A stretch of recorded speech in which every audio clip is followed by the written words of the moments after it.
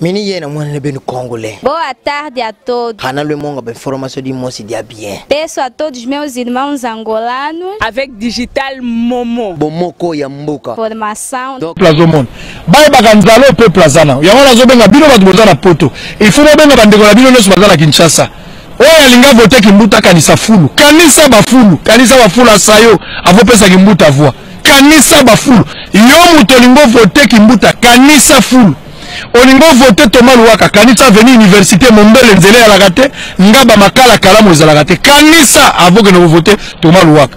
Olingi ko vote Sadari poursuivre la continuité kanisa passe alipo defaka la tongo zo futa mboko na poko defo zo ki mama alipa kanisa bato kindele nzele za kasute ba tude bo kanisa ngaba bo kanisa rosi bo kanisa rosi. Donc il y a beaucoup de choses à réfléchir avant que nous puissions voir dans Sadari. Nous avons atteint Boutou. Nabi Bembe bako voter Sadari te. Bato bakufa bako voter Sadari. Bon na bomoto na voter. Ate Bembe voter Sadari te. Na ko voter Sadari. Mutazalité. Il y a un moni ba pasteur botika bato libre. Pour biso bato tozo nyoka ba nous qui venons à l'église. To ka batambo na so to futa dim to cha offrande. Yo pasteur oyebi pas sur la terre. Parce que les gens vont demander la boutou pour la démon, mais pour la 10 millions de personnes. Nous souffrons pour prendre cet argent pour venir vous donner. Donc, nous sommes des citoyens, botika biso moto za responsabilité na biso to voter nani. Ko kende to liembongo na yo na ndenga na yo communauté frère Sadari ça comme frère église. Yo so mona Sadari longa Sadari ko za ba frère l'église. Yo mona ngi ba benga. Ngala zo côté la terre. Ba benga ki Sadari. Kaboza kabo so ba faire de pression bongo yemba moko. Sadari yewana akendaki fridola mbongo azo a possession pouvoir de l'église catholique. Le monsieur là est venu, alinga se faufiler. Alinga se populaire dans stade ba mona loka mutu malamu. Nzoko bat batimbela ki. Batu bakumisi fayulu ba yembeli fayulu. Ba bengani. Moi j'étais très content. Ba bengani nani Emmanuel Sadari alinga ta komona ide.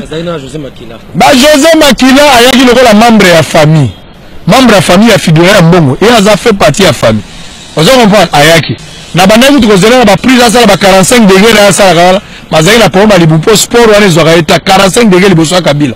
Fomona ba age musu mutu akokosa te so moni mutu akokoma tina age mo azokosa akobi liboma. Tala mutu lokola egwake. Mutu lokola Makila ozokumisa mwana muke ala leki na bino Kabila. Ça il faut mona mutu akomi aliéné na incapable mental. Pas sur le peuple zo mona leno. Pas sur to zala ngolo na kisasa bino bozo saka. Era kofungola miso yango bino diaspora bino bato monyo kwa maka.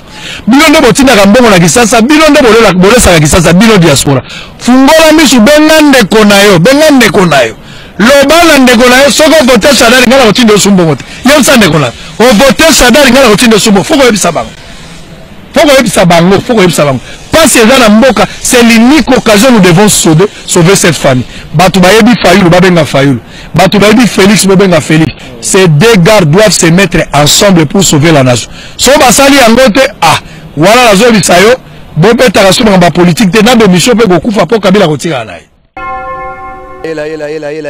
Menina, mwana bem congolais. Boa tarde a todos. Canal Monga, bem formação de moço dia bien. Peço a todos meus irmãos angolanos. Avec Digital Momo. Bomoko ya mbuka. Formação.